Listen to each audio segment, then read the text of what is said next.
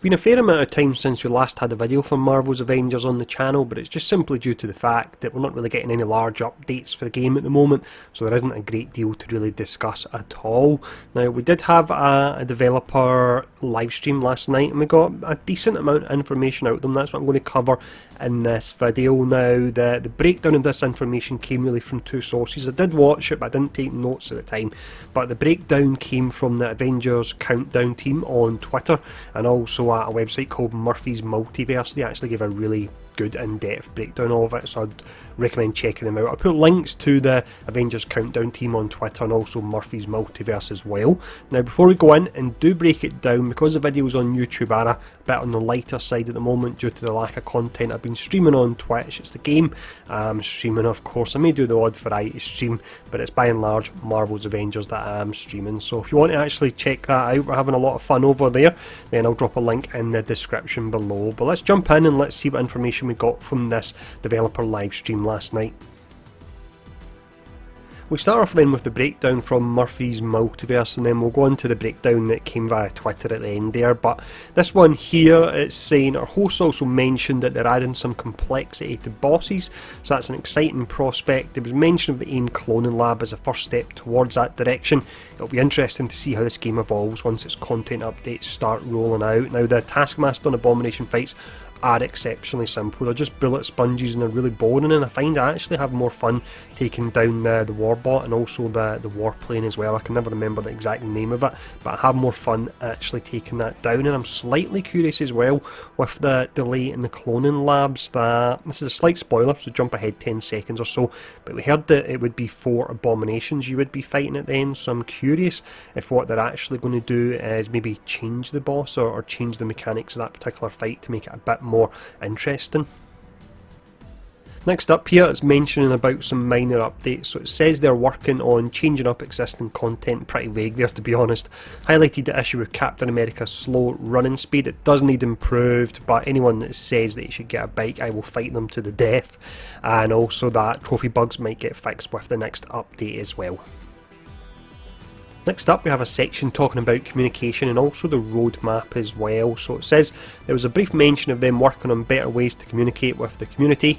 As mentioned above, they've been much more active. However, they are trying to find new ways to effectively tease content, changes and additions, which might be their way of solving the soon issue. So I'm really curious what that actually does mean there, whether or not they'll look to get content creators in actually advertising, similar to what Strikeforce used to do with the Envoy program. It can be good in some ways, but it can also be used as a muzzle for content creators, so that's something that can be a bit of a double-edged sword, to be honest.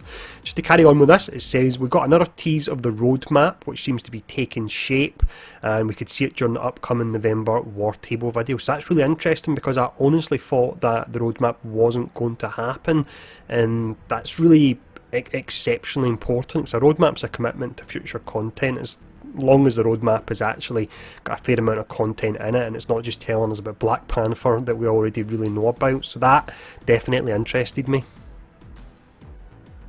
The next section we have was to do with a passing comment that I did actually notice when Phil mentioned it, and I was really curious about it. I'm not going to read this whole comment out because I don't think they've really caught this correctly. So it was to do with the fact that Phil mentioned there would be some kind of update or some kind of content to do with Inhumans. I don't believe they specifically said it would be a specific Inhuman, so this could really be anything that's coming as a result of it. This part here is actually pretty big, and now I actually missed this when I was watching the stream. I did jump away for a little bit, and I think this is when they must have mentioned it. So it's to do with the AIM cloning lab. So it says they teased the AIM lab quite heavily. There'll be a chance we might see it sooner rather than later. We've heard that word soon an awful lot. However, this next bit of information is really interesting. So it says there was mention they are doing some final testing over the weekend. So if everything goes well, we could see it next week potentially. So that's pretty awesome. I need to go back to the stream and double check to see if that's what they've actually said, or if the person on this site is just kind of guessing that from what they've insinuated, but fingers crossed that is actually the case.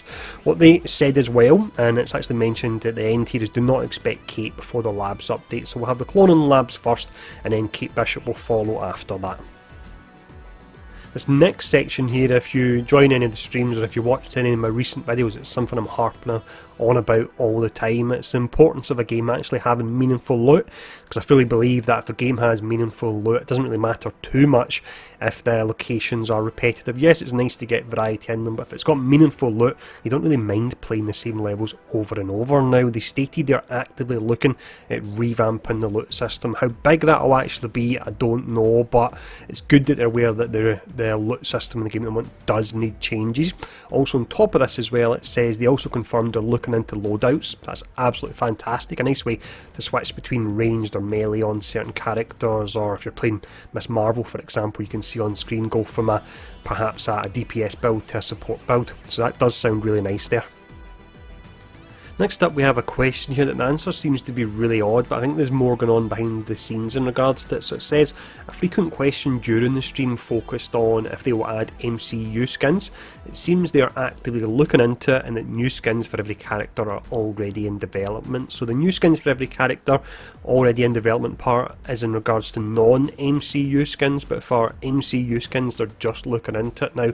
Imagine this was something that would have to have been discussed in lockdown when they actually got the license for the game, so I can only think it's something, for whatever reason, I'm not actually allowed to discuss it at the moment, which is a real pity, because I feel MCU skins could be a great money earner for them, and ultimately if the game does make money, then they can bring more content out for it.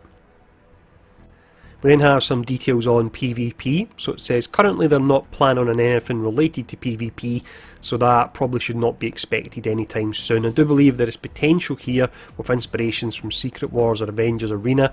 Heroes fighting each other is a tradition of its own at this point. Now, I'm actually glad they're not looking into PvP. There's too many issues in the game at the moment they need to actually resolve, but you've got the fact when it comes to PvP as well, they need to balance heroes so they're not overpowered. It doesn't matter too much if a hero's overpowered in a PvE game, but when it comes to PvP, you always get nerfs, and these nerfs will be reflected in PvE as well, so it's something I would rather they don't actually focus on at all. But let me know what you think. Would you like to see PvP if it means that your characters would have to be balanced and potentially nerfed as a result of it? We then had some info on events of the game, so of course it's actually Halloween today and there's no event to reflect that, but it says events are coming, but as a result of the current issues it will take some time. We can potentially expect seasonal additions when things calm down, so here's looking forward to it, and that is definitely pretty great. I love when you do get these seasonal events in games and it's something to log in for and get some pretty fun cosmetics as well. We've then got some info in regards to Thor, but this I don't think really is that clear. So it says there were rumours on Reddit that Thor got nerfed, and they weren't rumours that he got nerfed, there were rumours that he was due to be nerfed with his heroic rating being as high as it is. It states here, luckily those rumours were untrue through an official confirmation during the stream, and didn't catch this part either, but if they said that Thor hasn't been nerfed, that's true, but it doesn't mean that he would be nerfed in future. But I'm against nerfs of any kind. I'd rather see them buffing characters up rather than pulling any of them down. Finishing up here, it's just the one message we have from the Marvel's Avengers countdown page. So this was in regards to the roadmap, just further information on it. So it says Phil has obviously seen the roadmap and says it has really cool infographics. So again, I'm pretty happy that they are doing a roadmap, because I was pretty certain they just weren't going to do it at all, and from a commitment perspective that wouldn't sound good that they weren't willing to do that. Now, there was one final thing that I picked up, I don't think anyone else did. There was a point where Phil was brutally honest, and I do appreciate he done this, but someone was mentioning that they actually lost their save, and Phil was saying if you don't have a backup, it cannot be recovered. That's it, you've lost your save. So whatever platform you're playing on, regularly actually save your game to the cloud or whatever option is actually available. I do it on a daily basis whenever I'm playing the game. I'll log in first and make sure everything is okay first, because you don't want to actually potentially do a cloud save of one that's corrupted. So log in first, make sure everything's okay. If it is at the start of the day, I would then recommend from that point going in and doing a cloud save on it. Now, I've also seen some people actually say that when they've lost their saves or they've lost materials, have contacted support, and support are actually refunding them.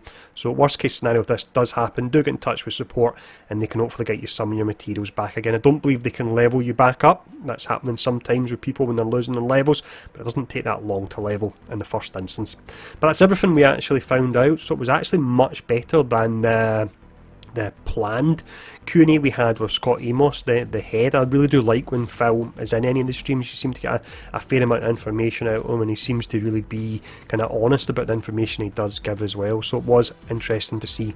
But let me know what you think about all this in the comments below, and once again you can catch me on Twitch for streams every few days. But thanks for tuning in for this, stay safe, and I'll see you all again soon.